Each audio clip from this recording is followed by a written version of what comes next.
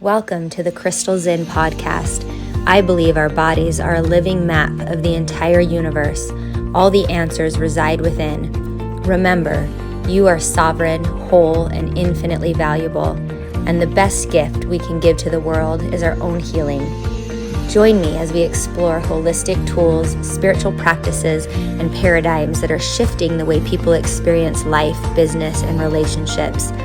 I love to share education on the most recent medical research and cutting-edge technology on anatomy, neurology, trauma, development, and more to give us a foundation in understanding how to align, utilize, and upregulate our physical systems. Ultimately, this podcast is a witness and support to people on their journey of remembering, an inspiration for all of us to keep going, and a reminder that we are not alone. Welcome to the Crystal Zen podcast. Today I had a very exciting morning preparing for this, and I feel so grateful to have Dr. Brad Reedy with me today. Thanks for having me, Crystal. It means a lot. Thanks for coming. So Brad is a marriage and family therapist, and he also runs retreats and programs all over the United States. I don't know if you're in other countries yet, that are so beneficial for relationships, for families. He's an author, and he's got a YouTube channel and things that I personally and a lot of my friends have benefited from this year. We've been diving in, and he doesn't just give you the superficial taglines and the little things you see on TikTok, but there's some depth in the lectures he puts out and a lot of even his free content. And so I, once again, am so grateful for that and the impact it's had on my life. So It's an honor to be here. Thank you so much. Is there anything else you want my audience to know about you? No, just as we go, we'll kind of let it unfold as it should, right? Yeah. Okay, so the very first thing we do is a tune-in meditation, and my listeners are used to this, so I'll invite you to join me. If you are in a place where it's safe to do so, go ahead and just close your eyes. It might be the first time you have had a moment today, and there's no need to change anything. Simply observe and notice how your breath is moving right now, no right or wrong. Shallow, deep, fast, slow. And your assignment today is on your next breath. When you notice the inhale coming, do less. And then when you exhale, fall as if you're falling into your voice. You might even make a sound. And continue like this. Just noticing if you can begin stringing together. Just in allowing. Stillness is such a gift because in stillness we learn we are not actually the doer. The universe keeps moving. You become aware of frequency, vibration, events, ideas. They're all still here. And so on your next exhale, just relieve yourself of any over-responsibility, anything you've picked up that is not yours to carry. And start to breathe deeper into your belly, a bright yellow color of I am enough. My value goes with me wherever I go. And if you need more, simply pause this video and turn it back on when you're ready to join us. And if you are ready, come back, blink your eyes open. We should always start that way. We should. One of my coaches once told me that rushing is an element of a lack mindset. And I really had to look at that and still do. Yeah, right. Me too. I talked about that this morning with my therapist. Yeah? I actually was going to dive right in and ask you, what are you personally working on the most right now? What's alive for you in your personal practice? I'm having the pleasure right now to prepare for being an empty nester for the first time in 33 years. So our youngest is getting ready to go to college.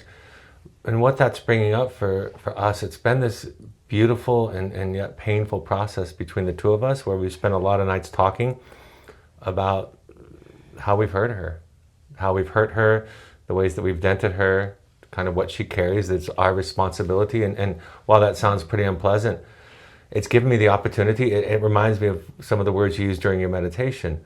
It just happened this week.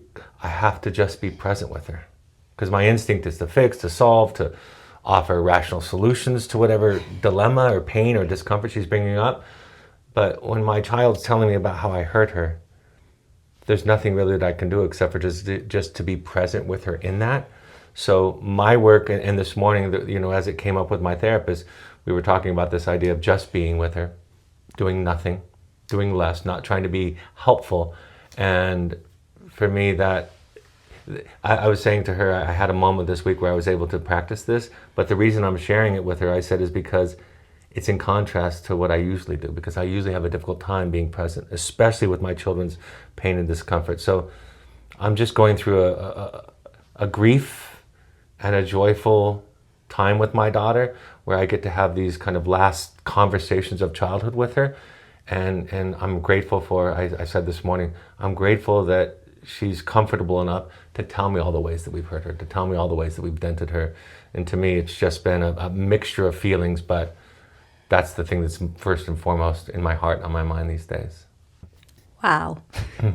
There's a depth in everything that you said there. And what you're talking about is probably what I hear about most with friends and even on the internet, being able to sit with people in that, and the added layer of she's leaving and you're the parent. Yeah. That there just, I don't think, are words to describe the things that we feel Right. when we're dealing or trying to practice our skills at that level. Yeah. Hopefully that's the highest level and nothing else is coming. I always say that I'm pretty good in the abstract of admitting that I'm an idiot. Like, I can admit that in my speeches and what I write, but in real time, when somebody in my close circle is hurt by something I did or angry with something I did, to be present without the defense, because my experience is what everybody expects, including my children and my wife, is the defense. I'm upset, I'm hurt. The defense on the inside doesn't feel like a defense. It feels like, let me explain myself to you so you understand where I'm coming from. But what that's aimed at is, I need to be good. You need to understand my intentions. You need to understand what I was thinking and why I did what I did, so that you're not upset with me. That's really what's being communicated. So the ability that my daughter has given me, or the opportunity my daughter has given me to practice just being present with her in her pain that I cause, has been a great gift. And I don't always do it really well in real time. Sometimes, like the other night, Wednesday night, she had to say to me, in a moment of distress, she said, I thought you would be better at this. You think you're good at comforting people, and I thought you were, but you're not doing it, which just was a nice, again, I'm grateful that she said that, and it was a reset for me to put down all of my ideas and tools, to strip myself kind of emotionally naked, and then just to sit with her as she shared her distress with me, and as I could take it in and hold it. So yes, I can do that in the abstract, but in real time, I think that's where most people are challenged, because in real time, it feels like they don't understand my heart, they don't understand my intention. And while that feels like that on the inside, on the outside, it just feels like a defense. Yes. Yeah. Wow. Yeah. Can we dive in there into the how? Because like you said, I think the embodiment of that is such a brilliant gift of what I've seen you share and some of the understandings and tools you've given. So to double click on that and to clarify, absolutely, when a defense comes up, the person who's perpetrating that will always feel like they're fixing it, or maybe they're even giving, right? And it takes a lot of self-awareness to understand you're actually providing an ask, and it's actually kind of self-involved, and you need something out of that.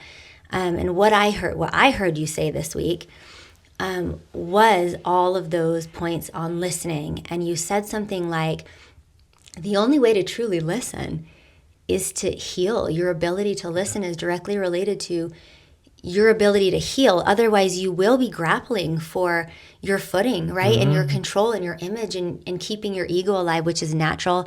And our bodies are going to do that. Thank you for keeping us safe. And it's never been safe to do that before. So, of course, we're perpetrating that. And so I wonder if you would expand. There's so many little subjects in there, but what you feel is important to understand when you're the receiver and when you're the perpetrator of that kind of interaction. The first two thoughts that come to mind are these. First of all, I think the first step in any bit of progress in the mental health space is you have to come to terms with who you are. That the greatest barrier against everything that we're seeking is who we have become up to this point. So I'm the greatest barrier to what I want. But those adaptations, those ways that I've learned to kind of be in the world were ways of surviving my childhood like it is for all of us. And so the first thing is acceptance. Carl Rogers, the great therapist, said the great paradox is that it's only when I accept myself that I can change. So when people approach self-help and psychotherapy with the idea that I can get good enough so that I'm beyond reproach, right? I can get good enough so that nobody can criticize me. That's a dangerous and slippery slope, because what's likely to happen if that's the instinct, if that's the goal on the front end, is that I'm going to quickly go back into denial. I'm going to quickly see that the way that I'm showing up is good again, because I need to be good. I need to be fixed. I need to be beyond reproach, beyond criticism. So the first step really is acceptance, and that's the hardest one to accept. I'm damaged, I'm dented. I'm not all damaged. I'm also gifted and wonderful and warm and kind in other ways too, but I'm all of it. And so to accept that part of ourselves, I think, is the biggest hurdle. Once we accept that, we can offer repairs when we do make mistakes with our children. We can catch ourselves and our kind of instincts, our impulses to fix, to what we think is to help. And we can pause and just wait and listen and stay silent and be. But like you said, I think this is the second point that I would say is most important for me. I think we have to understand what we're doing to our children. We have to have the courage to be able to see that we're showing up in defense of what we need. If you can't, this is the strange idea, if you can't temporarily set aside your need to be seen, and by the way, everybody on earth needs to be seen. Everybody on earth ideally is heard and seen in a profound emotional way. That's important. That's part of our development. That's a healthy desire and need to fulfill. But when you're in the process of listening, you have to set that aside first, because what most people feel when they're struggling to listen is, you don't see my side. You're not understanding where I was coming from. So your inability to sit with that discomfort of being bad, making a mistake, not showing up the way that somebody needs, the acceptance of that, and then understanding that my need to be seen has to be temporarily set aside to be available to you to listen. And I don't think that's intuitive, and I don't think that's talked about a lot, and I don't think people would understand, for the most part, the greatest barrier to listening is their need to be listened to. And like Thich Nhat Hanh says, that the goal is to empty out your heart and mind so as to offer the other person peace. Or like I wrote in one of my books, if you're going to understand somebody that you love, you have to lose your mind. You have to be able to not need at that moment, because listening is a giving thing. It's not a taking thing. And so I think that acceptance, followed by this idea that I have to be healed enough, both in terms of my overall life trajectory and arc, but also I have to be well fed, I have to be well rested, I have to not be stressed out from work or whatever burdens I carry in my life. So it's an overall thing, but it's also a daily thing, because there are moments during the day when I can't listen to anybody. And there are moments of the day when I have no capacity. And again, if I can own that and take responsibility for that, I can avoid further damage. Because my daughter said this the other day, I asked her for something in the evening. And she started to say, it was about school. She said, I don't want to work on it, but I guess I will. I said, you were about to say yes because you think you should. You can say no. And she said, what a relief. And I said, most likely if you had just said yes and we'd followed through, we would have ended up in an argument 10 minutes in, and we wouldn't have known why. And why it was is because you were already drained for the day. You didn't have the energy, but you said yes because you should say yes, because that's a good thing to do.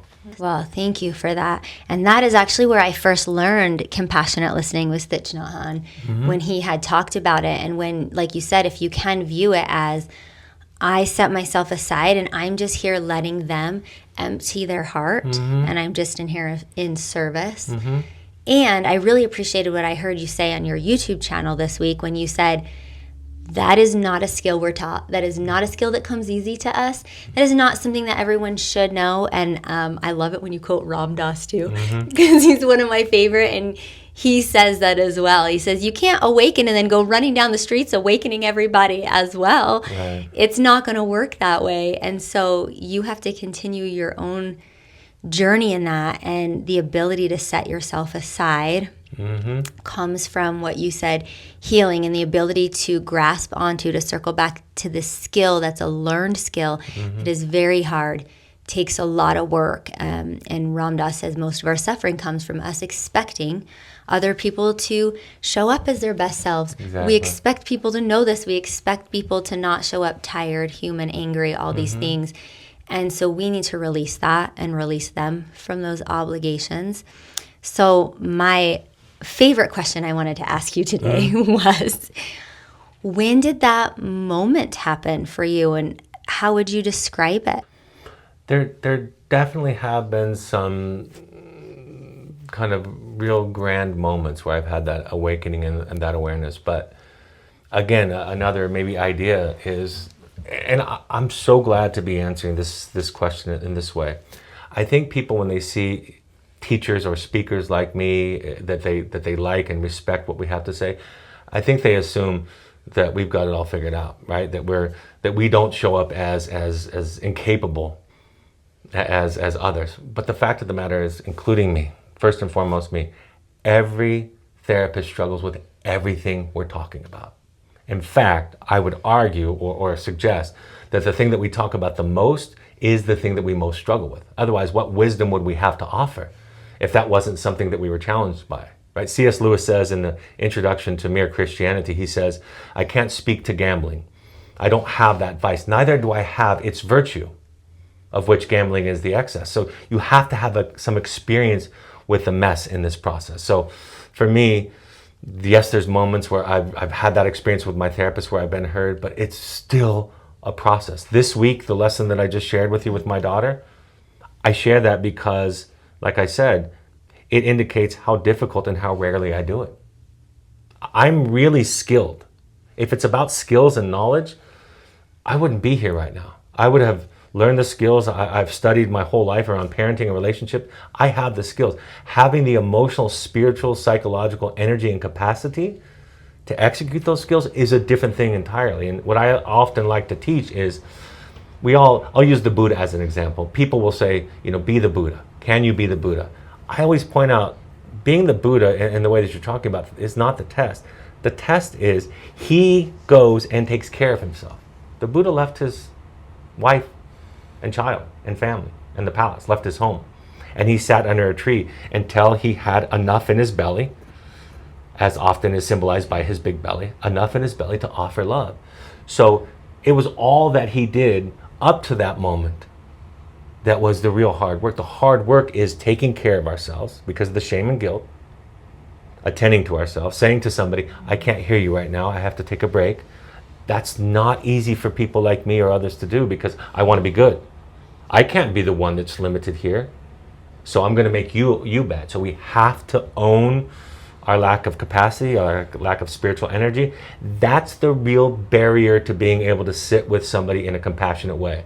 If you just try to execute the compassion and you haven't done the kind of fill-up work, the self-loving work, the self-care work, then you're going to be coming from an empty place, and eventually you will leak. Eventually the process will be sabotaged in some way, because capacity, spiritual, emotionally, psychological capacity is the fuel that we need to be able to sit with somebody in their pain. It takes a lot of capacity, not just knowledge and skills, but a lot of emotional capacity. And I think that's what most people don't attend to because of guilt and shame. They don't want to do those self-care things because they have been taught that those are self-indulgent or those are self-centered, but it's the only way that we can show up to the people that we love. It's counterintuitive. Totally.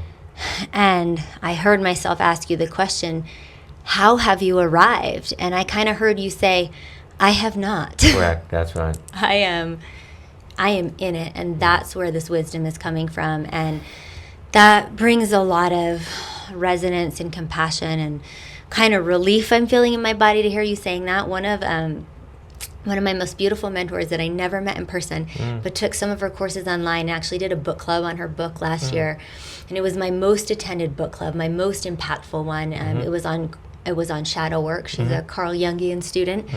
She took her life last month. And so we're kind of reeling in this community. And people are saying a lot of really important things, like you just said, that let's remember that the people who have this potent medicine to offer us, the people who are making the biggest change in the world, are not the ones that are free of it and living on the other side. They're in it and they're mining the depth of that potent medicine. They're giving to us in real time. And they're human.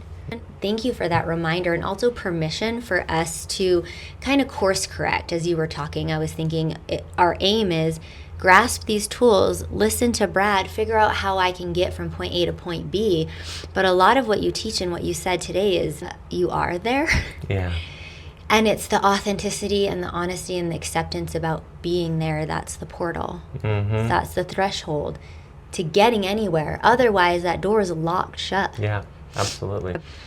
I am wondering about some actual logistical, actual tools in that process when you said you did have some big awakening moments, because everyone does have the question still, even in hearing that and even in feeling that. And I've been through that 1,000 times. And then the next morning I wake up and forget. And I want to know, how can I move the needle? How can I actually do it? How can I convince someone? How can I help someone? How can I remember the places that move the needle for me? And I've had experiences. I have been through a divorce. That was a big experience. And I know in one of the podcasts I send around, you said one of the biggest things that can affect a change in us is failure. Yeah.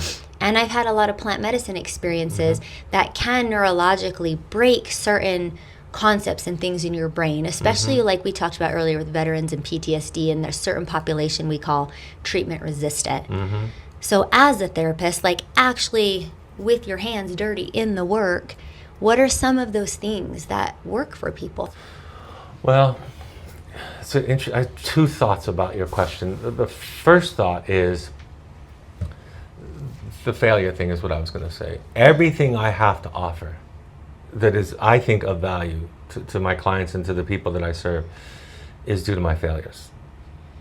Carl Jung said famously that if you want to understand the darkness in others, understand your own darkness first.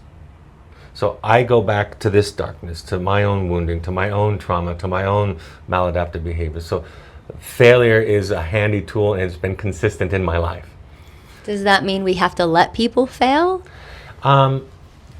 Yes, but going just a couple of steps deeper, letting somebody that I love fail, for example, if I'm still talking about me, means that I have to cope with my own inadequacies in that moment, right? That I can't help. And to embrace and embody my own sense of inadequacy and powerlessness, that's an important task. That's grief. That's accepting who I am and where I am in relationship to the other person. So yes, letting them fail is a sign that I can sit with myself.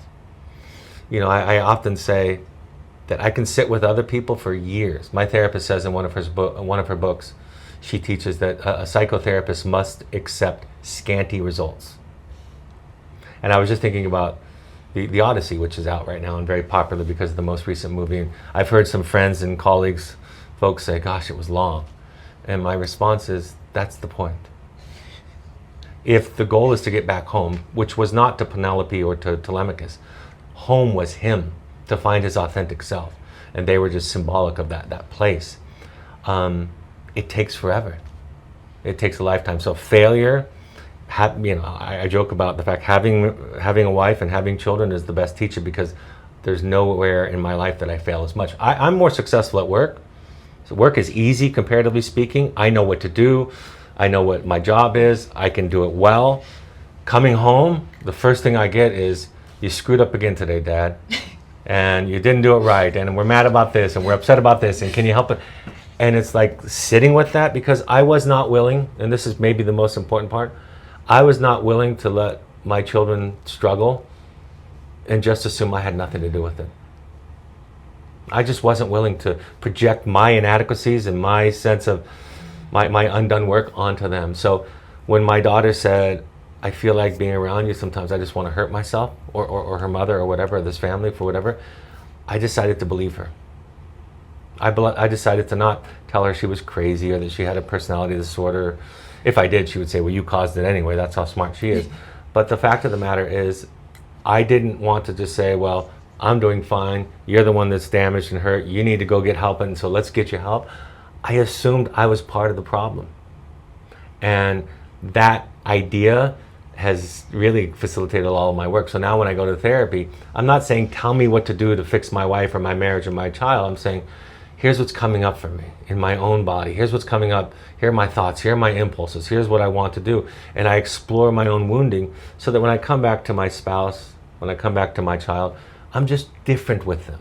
It's hard to explain, but when I come back with an understanding that you and I are the same, we're on the same journey, I might be farther ahead in some parts of it, you might be farther ahead in some parts of it, I don't have an instinct to fix.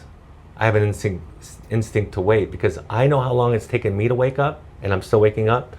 So why would I expect my 18-year-old daughter to have some of these things figured out? So the most important tool is my own failure. And then I think it can be done with yoga, meditation. I do believe in psychedelics as an opportunity to catapult us into this next kind of consciousness. But for me, psychotherapy is a big deal. I have to be with somebody who's larger than me. And sometimes you can get that in support groups like 12-step groups and Al-Anon, and those are great for people who can't afford therapy. But I have to be with somebody that I can, like my therapist said to me, and I share this in one of my books. She said, if you came in here, Brad, when I was ashamed to confess to something I'd done to somebody in my family, something I'd said or done, she said, let me explain to you that if you came in here telling me that you were having sex with a chicken, I would assume you had a good reason, and I would just want to understand. That was in 2011, and that was one of those moments where I thought, that's the medicine. The medicine is me. From my journey, like in the hero's journey, the thing that I bring back to my clients is me. And the thing I bring back to my children, like it happened this week when I could sit with my daughters, this is the medicine. If I can bring my regulated nervous system and my perspective, having been maybe a few steps farther along the path, and hold space for you, that's the healing balm. That's what cures. Somebody sitting with us, seeing with us, not panicking, not getting upset, not eager to fix or to help, but just being with us and reflecting back a sense of okayness. That's what heals and that's what cures. So that's the dirty hands part of it, is I have to sit and listen and wait and wait and wait, and not be in a hurry and not think you need to get there and you need to get there now, but just stay with you. And my presence changes your nervous system over time. Your nervous system starts to become a copy of this new experience rather than the one that you grew up with. And that nervous system kind of reset, rebuild, makes all the difference in the world. That's really cool. Yeah. And it makes so much sense. And it also seems pretty rare. And I hear you say that, in some of your talking head offerings you give us. If you can't do this, go get someone, go get support, go get someone to do that for you. And when I hear you saying that, I'm like, he gets it. He gets it on such a depth. I don't know if people listening to him are getting what he's saying. Right. Because we weren't traumatized alone, so we can't heal alone. I know you read a lot of the same people, Richard Rohr, Esther Perel, things like that I read. And that piece of getting in front of somebody and co-regulating over time is so important. It reminds me of how we're training my new horse right now, because he has a lot of fear and a lot of trauma. And it is pushing me to the edge of my vulnerability. And it's also, every time I do it, flashing in my brain symbols and places where I'm inadequate in my life, or where I haven't been able to do that in my life, and where it's causing problems, because it illuminates it in such a real and metaphorical way with a horse. And I'm like, this is exactly how I show up in these other catastrophes. And do you have advice for people who are trying to find that? Because like you said, I think the problem with people who need that also present with not being able to ask for help. What my therapist says to folks is, keep going. And I know that sounds really simple, but I think the greatest barrier to the work and this goes back to the Odyssey reference I made, I think the biggest barrier for the work is how much time it takes and how slow it is. And so we're used to wanting a pretty quick fix. And we have so many tools and technology in this world that we can accomplish so many complex things in a short period of time. But this machine, if you will, this mechanism, doesn't work on that timeline. It takes a long time. So the first thing I would say is just keep going, keep asking, keep looking. Just because you haven't found it, don't assume. Because I think that you're searching for home even if you don't know that you are. You know, I said this in a podcast recently when I was interviewing about my Mormon story. And I was describing, he was asking the question, you know, in the past we've thought of people who've left the church as those who just want to sin and party and do whatever they want. And now sometimes, he said, we think people that leave are leaving because it's the next moral step for them. And what I said to him was, I don't see a difference. I think the people that are leaving because of the symptoms or the sins are just afraid to leave through the front door. And so they're sabotaging it so that they're finding a way out through that door. And that's okay. I don't judge the two. This one I just think maybe can do it through the front door because they feel enough safety, and this one can. And I honor both of their steps. So keep going, keep looking. For those that are listening to you, I would imagine they're far enough along that they're not going to be able to put the toothpaste back in the tube. They can't go back to not knowing and not waking up to what they've already realized. So just keep looking even if you haven't found it, because the fact you haven't found it is not evidence that something isn't out there. And for me, I've thought about quitting therapy a couple of times. I have quit therapy a couple of times, but I always find that I need that place to go and find myself again and again and again. And I would just say I have empathy for how slow it is and how hard it is and how small the gains are and how we cycle back and regress and get caught on detours all the time. Everybody does, but we're doing it together. You know, we don't have to do this alone. We can have somebody walk beside us. So keep going would be my advice. That's beautiful advice. I like that a lot. And the reframe and the perspective of really trying to embody that maybe we do live 1,000 times. Maybe this is the point, right? Maybe this is supposed to be slow. Yeah. And that is something, I don't know anyone who's ever been said that to or taught, right? Like that is not, I think, part of our culture and our expectation, right? And those expectations cause so much suffering. I wonder if we could kind of riff off that, but circle back to, once again, more logistical, like tools in the moment. Like if we need to balance this out, because when I hear you talk, it does remind me a lot of Ram Dass, which is when we are actually embodied in that place of love and fulfillment and our Buddha bellies are full. I have found, and I've heard you say, and it sounds like you have found too, there's nothing outside of our capacity. And so when we're talking from that place, it's very compassionate. Nothing can harm us. In my world, the heart chakra is called anahata. It means unstruck. So when we're in that place, we truly can embody and feel that we are okay. And our cup overflows and we can give. And more moments than not in my life are not in that place. Sure. And so where do boundaries come into play and decisions, and how do we enact those things in the different relationships? In parent to child, is it always giving? Are you always emptying yourself to listen to your kid? Or is there ever a certain time when that becomes boundaried? In a spousal relationship, a peer relationship, how do we want to look at that? So I guess my question is, a lot of like new age and my listeners, we hear you should just keep using the mirror or using your experience to better yourself, right? And on the one hand, it's true. I hold a paradox. On the one hand, I'm like, yes, that's infinitely true. But then on the other hand, it can also feel pretty gaslighting and like turning it back on you. You know, that's a great question, and I think it speaks to a really important issue, which is a lot of our mental health issues are around our inability to cope with uncertainty and ambiguity. And I think even I was in Santa Barbara a couple years ago at my son-in-law's graduation with his doctoral degree, and we were on Main Street in San Diego, their big street, and there was a Christian Science, I think, church, and it said, "Are you feeling uncertain about life? Come in here and we'll help with that." And I thought, sometimes religion can be a defense against uncertainty. And the fact of the matter is, I think in my idea, the idea of religion, for example, is to embrace the mystery, to accept the mystery, and to use these symbols, these ideas, these images and archetypes to kind of make sense out of what is unknowable. But it's an acceptance of the not knowing. So when you ask about specific concrete things, I think the most painful part of my answer is there's nothing that necessarily will be true today at 1 o'clock that'll be true this evening at 4 o'clock that'll be true tomorrow. Something I might do with one kid doesn't work with the other. Something I might do with a kid when he's 6 doesn't work when he's 7. Something on a Tuesday doesn't work on a Wednesday. So the work is to become a person.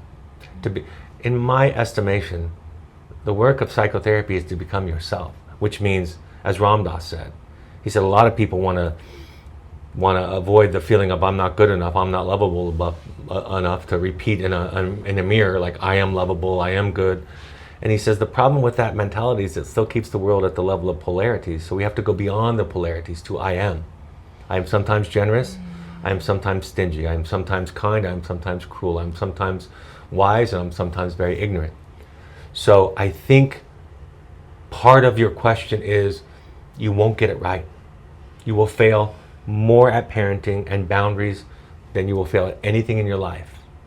So you just keep going and understanding that to allow yourself to be human in those ways is your great gift to your family.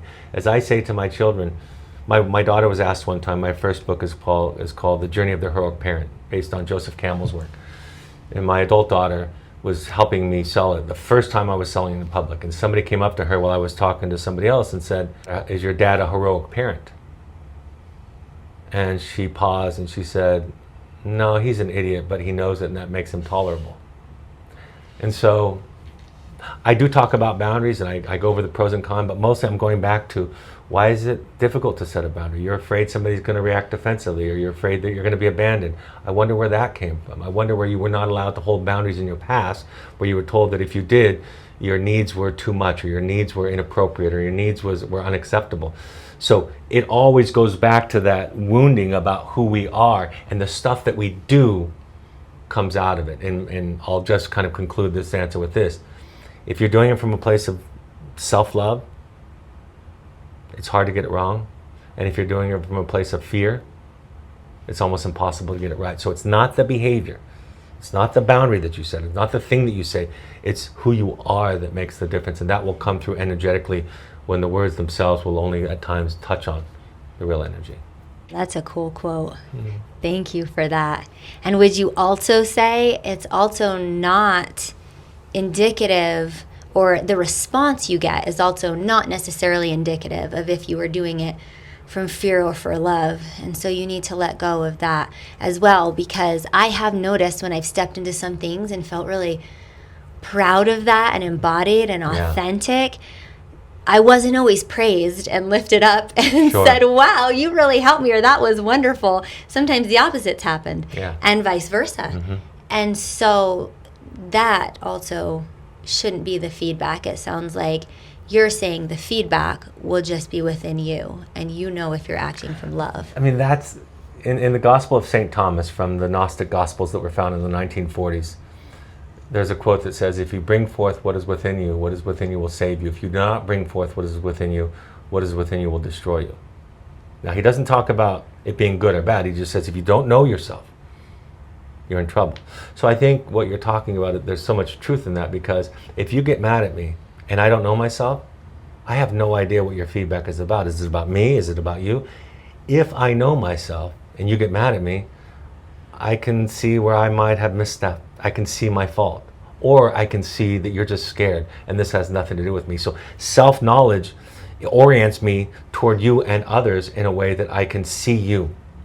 That's the great paradox, is the more I know myself, the more I know you. Otherwise, your reactions become this thing that, like you said, that I hang on and that I worry about and that I obsess about and that I look at managing you. So self-knowledge, self-awareness clears me to a space where I can be present with whatever you're feeling.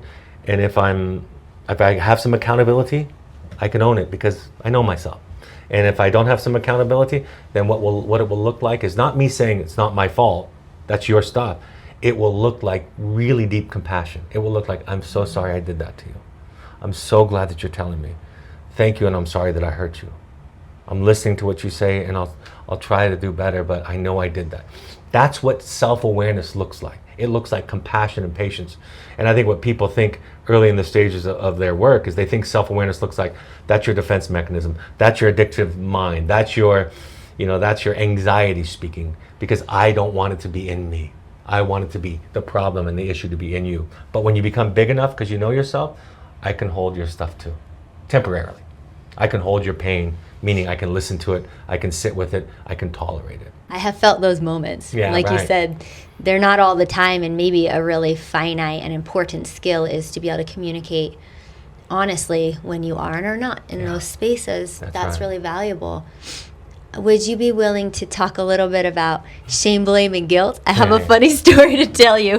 And I wonder if you have any funny I kind of want to hear your stories. story first before I talk about it. Okay, well, our youngest daughter, who's so feisty and so amazing, and I'm so grateful for her, she always has been really emotionally intelligent and literate for some reason. I mean, I've taken Brene Brown parenting classes. I'll give myself appropriate credit, but not over credit. She came to us with a lot of these things, and she exemplifies a lot of these principles I get to watch in her, and she's only 8 now, so it's only been 8 years of this, so I don't know what's coming. But when she was little, this was a perfect example of how quickly and unconsciously we shift blame without even a lot of trauma and years behind us. And she would say this phrase, which we all use now in my family, which is so funny. And it goes like this: that's why. And it's when you're ready to admit that you are consciously blaming something else and not taking accountability. Because she would be 2 years old running through the house, and she'd trip and fall, and she would get up and she would say, that's why you shouldn't have wood in your house. Yeah, that's great. I love that. 100 things like that. Something would happen and she would be like, that's why you don't buy a dog when you have little kids, because they eat your food. Yeah, right. I love that. So in just such an innocent way, it exemplified, I guess, the innocence of the human problem, the human dilemma of switching to blame faster than we even have a chance to catch. And what is happening there? Yeah. You know, the way I think about it these days is the capacity that I'm referring to when I refer to capacity is to be able to hold unpleasant feelings in your body. That's the task. And you have to build up a kind of muscle for that. You have to develop a kind of spaciousness for that. So what happens for human beings is we don't want the bad feeling to be about us or in us. We want it to be out there. So that's why is simply splitting off the parts of ourselves that are causing us pain and putting it outside of us, because if we're causing ourselves pain, if we're the reason for our problem, it is an overwhelming human feeling. It is overwhelming for most people. So the work, Melanie Klein is one of the great psychoanalytic child development psychologists to ever live. And she used to say there are really 2 phases that humans go through. The first one she talked about is the paranoid phase. The problems are out there. The second one that some people don't ever get to, she calls the depressed phase or stage, which is the problem is in me. And it's depressing because at first when you discover that, or I should say, as you discover that, it's continually depressing, because I find it still in my therapy. I talked about it today, like the news in psychotherapy just keeps getting worse and worse for me, because I seem to be the problem in all of my problems. So the instinct to project, to split off, to ignore, to put into the unconscious, and then to see out in the world is a way of coping. So the way that we combat that or treat that is, as parents, we learn to hold it in our bodies. We learn, as my daughter said, the greatest love that a parent can show a child is the willingness to be cast as the villain in the child's story. The other night I was comforting my daughter through a moment of distress. And for 15 or 20 minutes of me comforting her, she was telling me, while I was comforting her, adequately I think, she was telling me how usually I'm so horrible at it. So I'm sitting there comforting my daughter, showing up, being present, and for 20 minutes she's telling me what a horrible father I am. I have to hold that. And people will say, well, when are you going to teach accountability to your child? When are you going to teach them about their own agency, that no matter what happens outside of them, they still have a responsibility that speaks to how they respond to it. And my answer to that question is, I show my children that by modeling it. So when I can hold it, when I can be bad, then my children can be bad. Then when they trip later on, instead of saying that's why, they can say, you know what, sometimes I'm clumsy. Sometimes I don't pay attention. You see the shift? They can now hold the bad feelings in their body because I've modeled it for them. And in modeling for them, I've also helped to regulate their nervous system so that when they experience some aspect that's uncomfortable, they don't have to project it. They can say, that was mine. I am my own problem. I'm the one who, not in a shameful, self-punishing way, but just in an empowering way. Like, yeah, sometimes I don't pay attention while I'm walking and I'm prone to trip over the smallest of seams in the carpet. That's how I am. And so holding, what I say in my family and my practice, holding badness is the practice.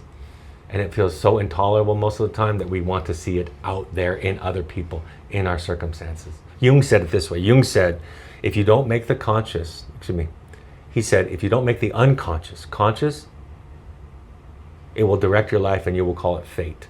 And that's what he's talking about. That's what I'm talking about, the same idea right here. Wow. I just had a huge aha moment, even deeper than I've had. We've talked about the difference between having skills and intellectualizing it and embodying it. Because I have heard that before. Your kids learn from your example. Your actions speak louder than your teachings, right?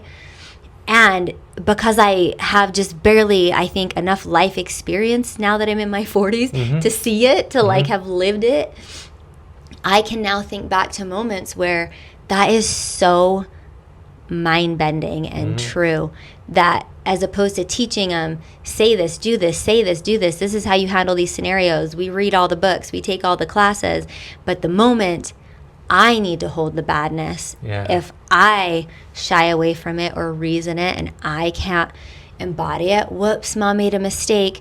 Oh, that person's honking at me because I accidentally cut them off. Oops, I'm sorry, you know. Right. That is doing them such a grandiose disservice because it's teaching them the exact opposite and setting in their nervous systems that that's not okay for them. Right, exactly. And I was going to ask you this question because of my kids' camps. And so I wonder how you'd answer it now because I feel like I just got the answer. What is the most important thing that we can teach the kids at these camps? What's the most important way we could show up just in your world and the practice and all these things you do? What's the thing out there? What's the big thing? What do they need? How can I show up in service? I'm going to use a phrase that will sound superficial, but I'll give it some texture and some depth. The answer, the headline is personal responsibility. And that's not even a phrase. I don't think I've ever uttered that in response to this kind of question. It is to own your stuff. It is to say, see, I always say children don't need parents to be perfect or guides to be perfect. If they do, they're doomed. That's a fact. If children's development is contingent on parents being perfect, they are all doomed. What children need from parents and caregivers is to own their stuff. Like you just said, to own and to model what it's like to be a person, to make mistakes, to be wrong. But children, for the most part, and this will sound, no matter how much I say it, it will sound like I'm overgeneralizing, but I'm not. Children across the board are experiencing defensiveness from their parents consistently.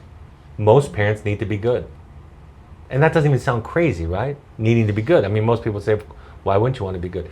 But the need to be good, as Jung said, I would rather be whole than good. What he meant was, if I can be whole, that means I can be in relationship to you and to all of you. You can be mad at me, you can be happy with me, you can be sad with me. So I think ownership, personal responsibility they're my feelings of anger. They're my feelings of frustration. They're my feelings of fear.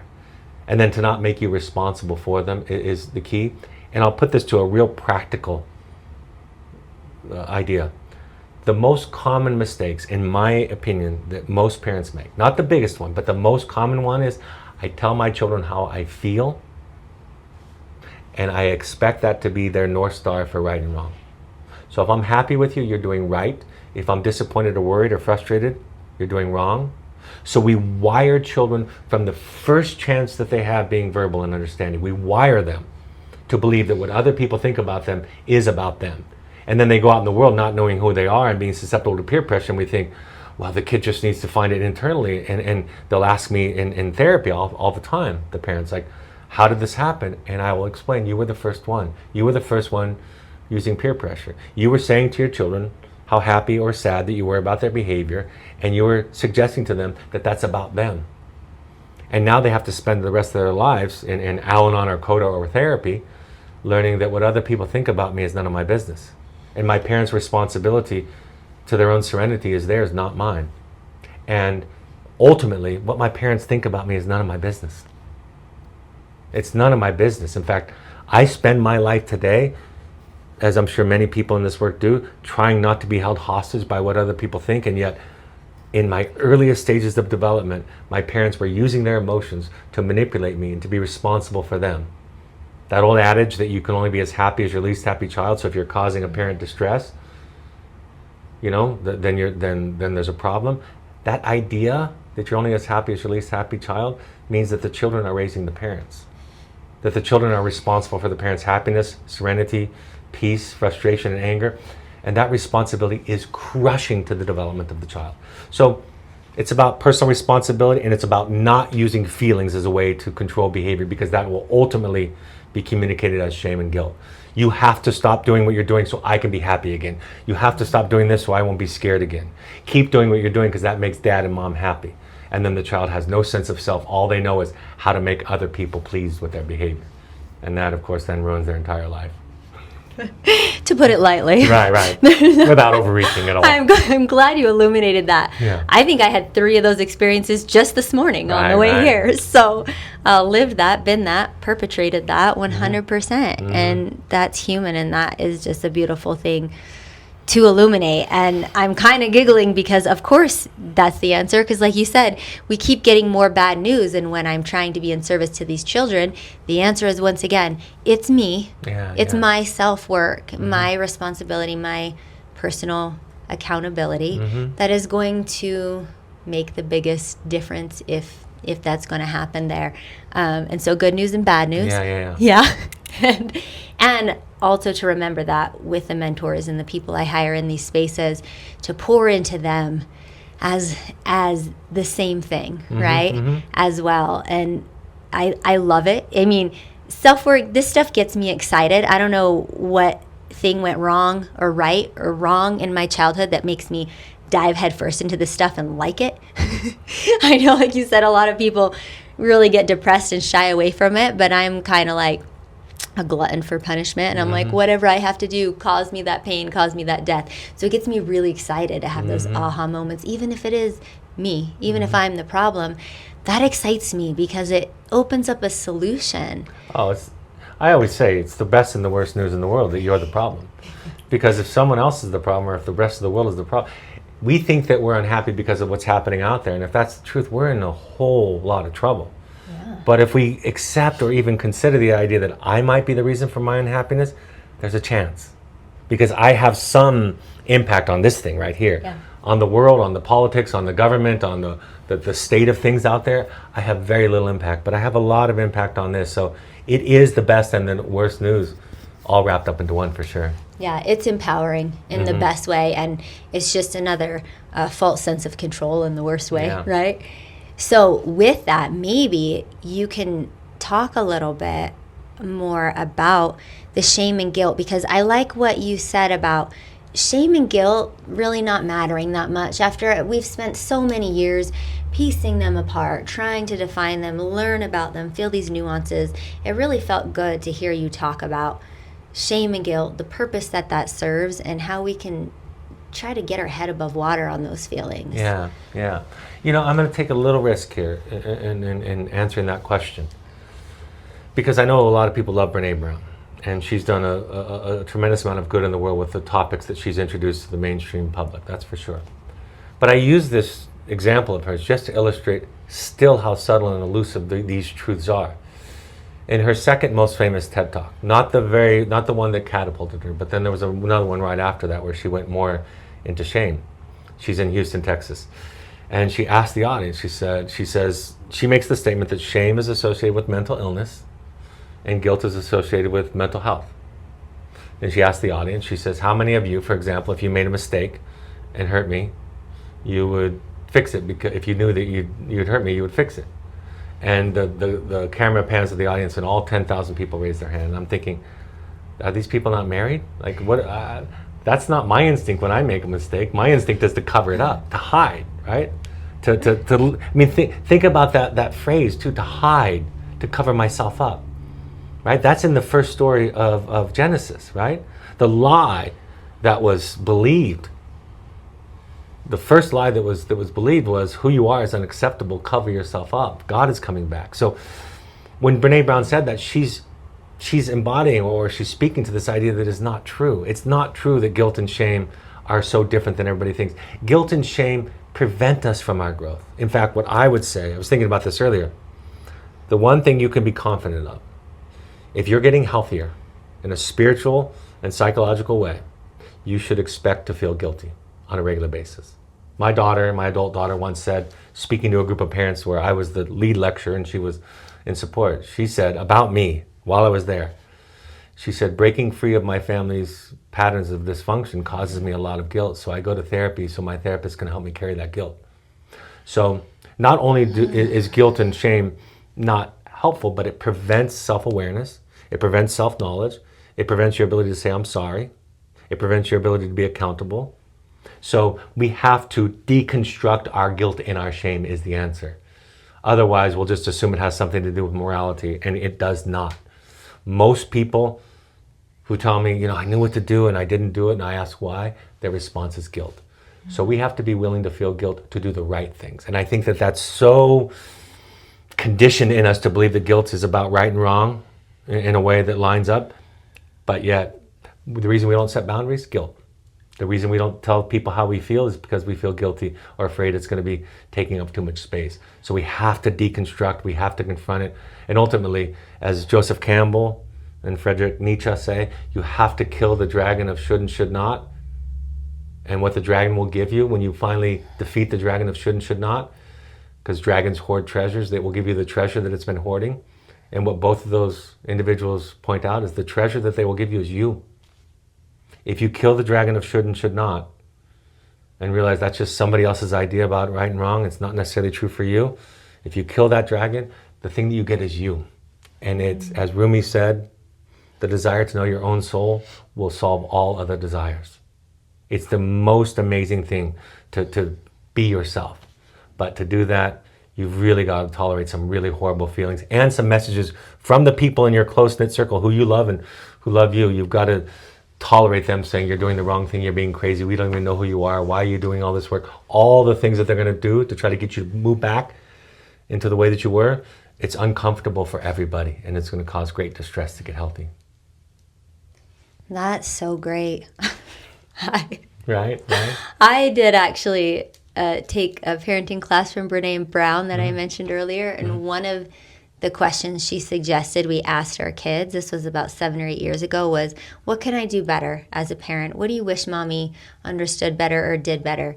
And I've probably asked it a total of 2 times in this last 7 years, because of that paralyzing fear of feeling the guilt or being able to hear those answers. So I'm re-inspired to lean more into some of those really uncomfortable places because of what you just said. And I have never heard that, slaying the dragons of should and shouldn't. And I wonder how many of my listeners resonate with this, but those have been one of the most predominant top 5 or 10 words in my work that I've done on unearthing and knowing myself in the last 20 years. Is those words come up so much.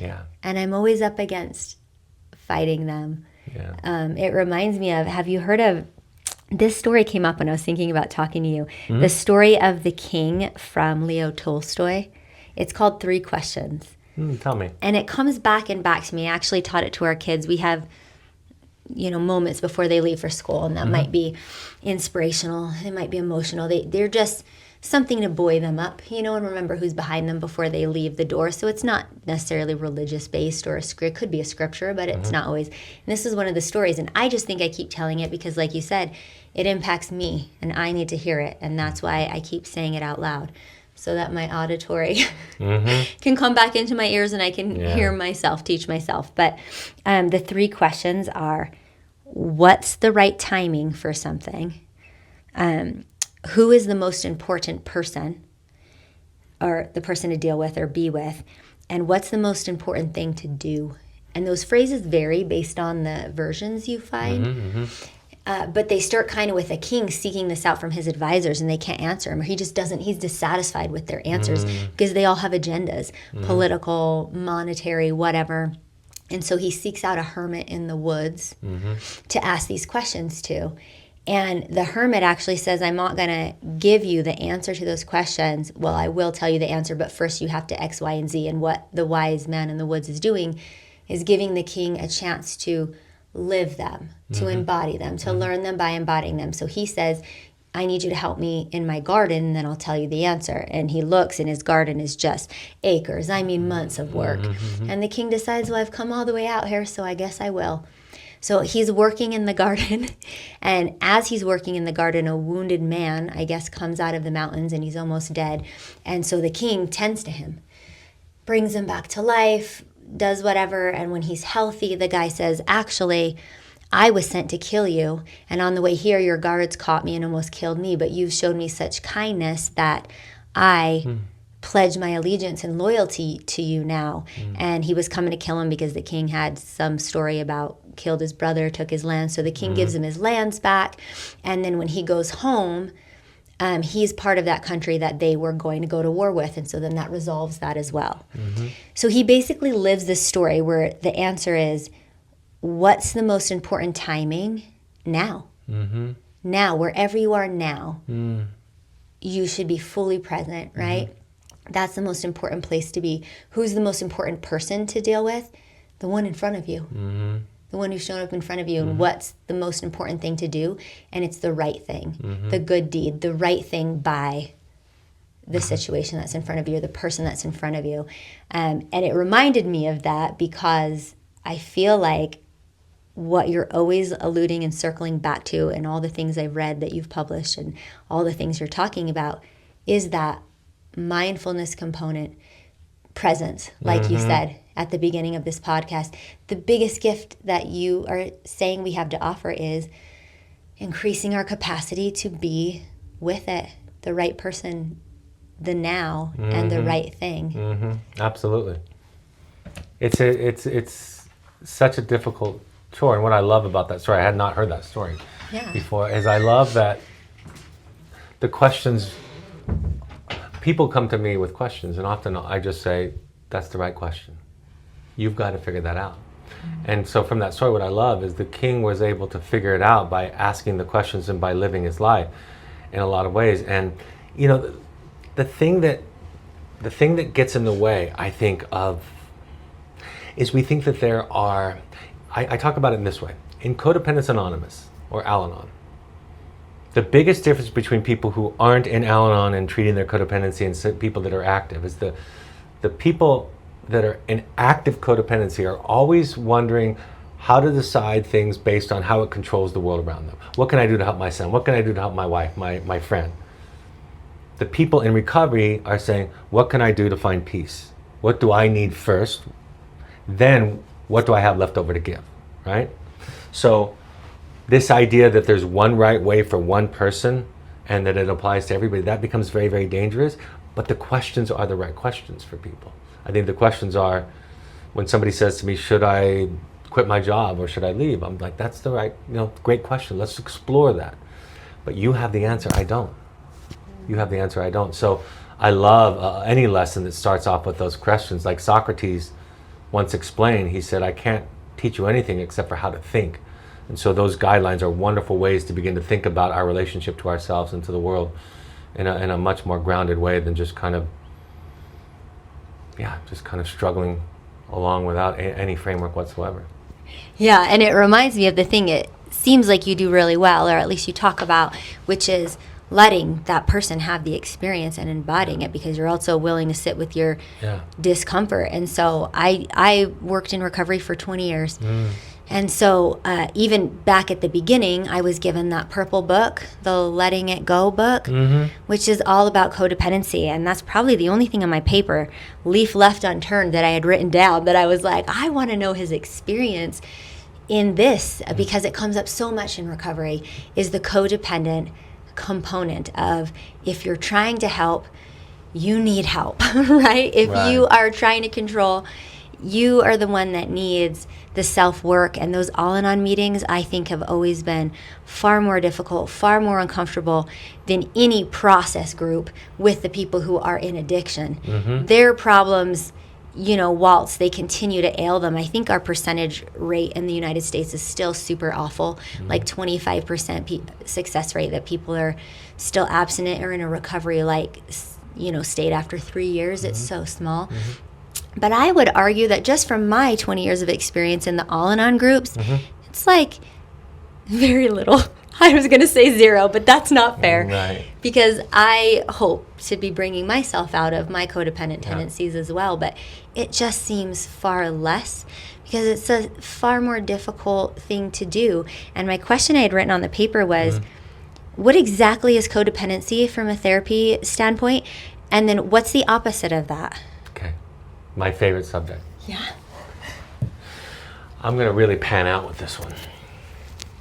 So we know two things about child development, really, really confidently. We know that the number one thing that a parent can do to contribute to a child's well-being is to develop a secure attachment, which is to be attuned to the child, to be compassionate and sensitive to the child's needs, to meet the needs whenever the parent can, and to just resonate with the child and be there for the child consistently. To be able to take in the child's distress, to metabolize it due to the greater resources that we have, and then to feed back a sense of okayness.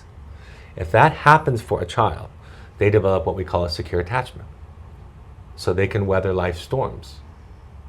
If they don't develop that, if I'm unavailable for the child in the ways that I've just described, the child doesn't develop a secure attachment, it develops an insecure attachment, either ambivalent, which means they're very clingy, very kind of overtly needy, or avoidant, which means that they push people away and run away before any rejection. So they develop an insecure attachment. So if a person comes out of childhood with an inability to weather life's storms because they have an insecure attachment instead of a secure attachment, what they conclude is that the way to manage my peace and serenity is to control things outside of me. So codependency, in my definition, is looking for solutions to an inside problem on the outside. My wife says it like sniffing. She says, I don't do drugs, I sniff people. I drink people, right? So the codependent person thinks that their serenity or the key to it is found by controlling people, places, and things. If I take somebody with a primary addiction like alcohol, drugs, sex, gambling, what have you, those just become another version of the codependence tools. If I drink, I feel safe, right? We call alcohol liquid courage. So people that are doing drugs recreationally and self-medicating with behaviors, self-medicating behaviors, they're simply trying to create a sense of safety that is absent because they don't have a secure attachment. So codependency and an insecure attachment are the same thing. And it was argued when the diagnostic manual, this most recent one, was being published, there was an argument that was made by the psychologist that codependency should be in the diagnostic manual. But as our system is based on money, the insurance companies successfully lobbied to keep it out because they argued if codependency were in the manual, everybody would qualify. So I think I define it as looking for a problem that's on the inside, looking for it outside of you, looking for the solution outside of you. My daughter Emma Reedy June has two great definitions that I like to use. She said one of them is the illusion that you're taking care of other people when you're really taking care of yourself, right? So, and then... Oh, I love that one. Because I was going to say, and could you name us by what means are some of these codependency things enacted that are kind of unconscious to us? And that's a big one. It's a huge one. And that's why people that are around codependent, really actively codependent, feel this kind of ickiness like it's on them. You know, the person can come and say, I love you, I care about you, I just want to help you. but the person on the receiving end just feels the anxiety and the fear. And so the words don't match up and it just feels even worse. And the interactions break down because this person is not conscious of what they're really feeling, what they're really experiencing. So I said Emma had 2 definitions. I suppose the other one was very similar to the first one, so I'll just stick with that. If we, in recovery of codependency, we realize I'm responsible for my serenity. You're not. That's the fundamental idea. And if it doesn't mean that I don't have people that support me, it just means that that I'm the one primarily responsible. My wife and I, we were separated for a couple of years, and when we got back together, the idea that we both came back into the marriage with was, I'm not responsible for making you happy, that's your job, and you're not responsible for making me happy, that's my job. And I think we have this romantic idea in romantic relationships and other relationships that we're responsible for how other people feel and they're responsible for us. And that really destroys all the relationship dynamics that we want for ourselves. So codependency is a wounded attachment experience. Codependency is an inadequate nervous system to weather the storms of life. Codependency is a search for solutions on the outside that are a solution for a problem on the inside. So, and the opposite of codependency is connection, intimacy. The opposite is 2 individual selves who have a sense of self, right? The first ingredient in a healthy relationship and a healthy connection is a sense of self. So I first have to love myself and know who I am to some degree. Then I'm available to intimacy to that extent. So if I have 2 people that are individual selves, like somebody said at a wedding that I attended 25 years ago, to the young couple, if you're not fighting with each other, one of you is an idiot. So you have to go through conflict. You have to figure out how to compromise, because that's what a relationship is. But you also have to figure out there are some things that I'm not willing to compromise, and there's some things that you're not willing to compromise. And that's why having a long, successful, meaningful marriage is a miracle, because you take these 2 people, these 2 part people that are wounded and dented like people are, you bring them together, and then you see if you can work it out. And it's a gamble. It's a gamble. And I can't speak to gambling like C.S. Lewis. Right. But yeah. I am on my 2nd marriage. It sounds like you're on your 2nd marriage to the same person. Yeah. Well, I have 2 Michelles. Okay. Michelle number 1, Michelle number 2.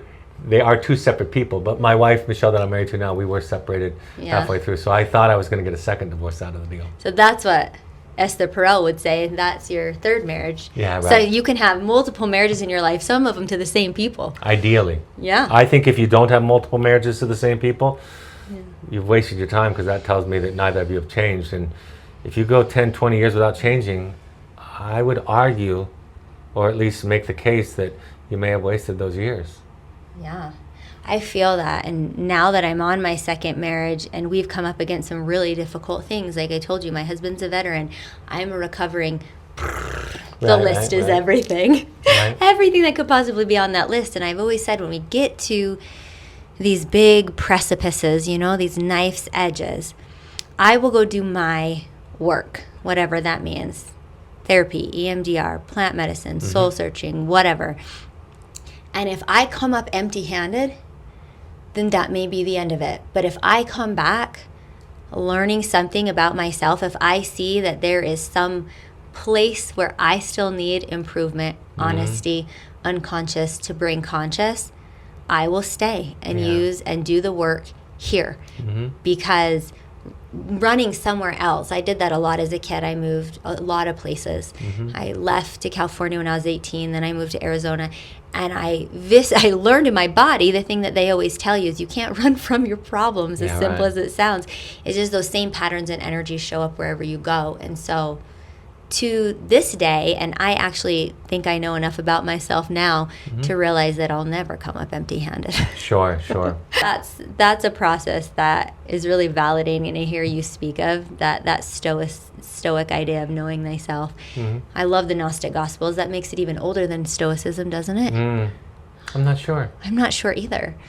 I'm interested. I love that stuff. And I feel so complete and full of knowledge, and grateful to you for being willing to sit with me, see me, say the things that you felt to say, and offer your time and service here and service to my listeners, and let the universe expand on it. Can I say something about that?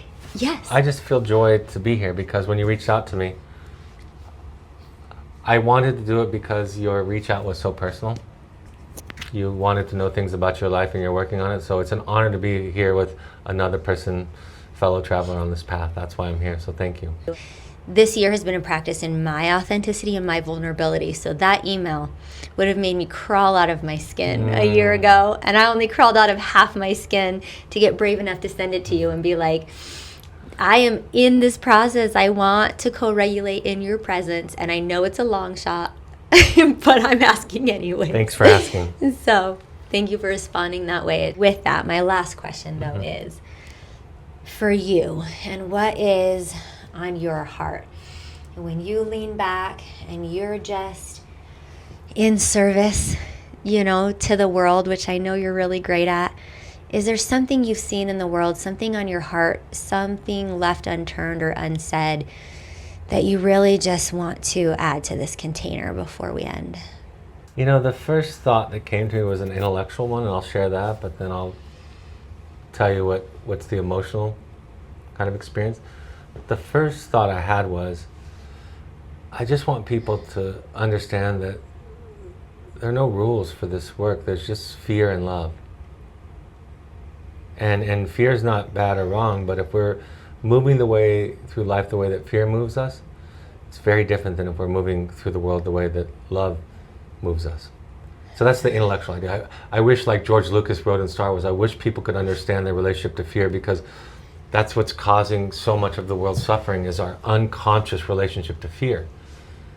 So that's the intellectual idea, I suppose. And I think the emotional thing that I would share is, I don't know how to communicate this, but it's really, really, really hard for all of us. When I talk to a parent or an individual or a spouse who's working through this stuff, I just want to say, this is impossibly painfully difficult. And you will feel shame, and you will feel fear, and you will feel all of the horrible feelings, and you'll struggle, and you'll limp along, and you'll make 1,000 mistakes. And I just want to tell people, I'm with you. And I want them to know that the people that are out there pretending that they're not struggling through this stuff, maybe they're not, and I don't know how to relate to them, but there are plenty of us that are doing this work and teaching, and we are still struggling, and we are still in it, and we are still not arriving. And so we're really doing this together. Thank you. I can feel that. I know it will be felt through the camera, but I want to say out loud that the felt sense of, your embodiment of that is palpable, and it was such a gift for me. Thank you. So thank you again. I will close the emotional container with that and kind of say, Satnam, thank you for being with us, and stay with us for just a second, because you have so many cool things. When I was searching around on your website, and I wonder if you would be willing to just rattle a couple of those off, the biggest ones to you. I'm super interested in what happens on your couples retreats. Right. And I saw those offerings, and each one I was reading through and was like, oh my gosh, it's just so fun to see what you're creating. It really is fun. FindingYouPrograms.com. FindingYouPrograms.com is our website, and we offer, our flagship program is called Finding You Intensive. So people come for 5 days, and in fact, one is going on right now as we speak. One of my son-in-law, actually, who's very gifted, is running this one. And it is a delve into your history. It's looking back to your childhood, and then understanding how those dynamics, the soup that you were cooked in, is playing itself out in your marriage, in your parenting, in your life's journey, to make the connection, to develop compassion. We do couples work the same way. We bring couples together and do family of origin work. And so what gets accomplished by that, is, in my experience, is that you learn to fall in love with your partner's dilemma all over again. And that changes you. Instead of being frustrated with their codependent behavior, now you see where the wound was that created it. Now you see the culture that created it. And there's still work to be done, but there's a compassionate perspective that comes from it. So our Finding You Intensives, 5 days, 7 people, experiential, psychodrama, attachment-based, is our kind of flagship. We're also just starting ketamine retreats, multi-day ketamine retreats, and then we have customized individual and family and couples intensive that we can design for just about anybody. So all of that's available on the Finding You programs. And then I'm going to say this is self-promotion in a sense, but I'm doing it because I think it can reach people that sometimes these bigger asks, these bigger projects don't. The Finding You, my podcast is called Finding You. And the reason I bring that up is because it's just listening to a certain sensibility, listening to a certain psychology, a certain consciousness over and over again until it starts to catch hold of you. So I think the podcast and of course the books that I've written, but those are kind of my main things is the intensives. Of course I do private coaching and therapy and the books and the podcast. And for me the podcast is a labor of love because all I want to do is offer people the same grace that somebody offered me, and being offered that grace by my therapist made all the difference. It saved my life, and I want to offer that same gift. I want to pass that gift on to everybody else with as many people as I can. Well, thank you. I'm receiving that gift. I will put a plug in for that because that's been exactly my experience with your voice, your words, those ideas. And yeah, it's just, I see you in that. It's fulfilling when especially when you get as big as you do and have marketers and business people telling you why you should, right? There's that word could, what you're supposed to do. And to feel that calling in your heart to say, no, I'm going to plant my feet right here. And I know this is important, so I'm going to do it. And that's what I feel embodied with you. And as I'm listening to you, and I'm like, that's a different take. He's not just here for the other stuff. There's a depth there that I think is actually healing. So once again, thank you. And all of that information I will tag and promote. So thank you so much. Thank you for listening. Connect with me on Instagram at Crystal Zen Yoga. Subscribe on my website at crystalzenyoga.com to receive tools and practices for your holistic journey and to be the first to know about offerings, workshops, trainings, and retreats. We live in powerful times that require courage, bravery, compassion, authenticity, community, and grounding. You're not alone. Check out my free content, classes, and meditations on YouTube under Crystal Zen Yoga and have a beautiful day. Sat Nam.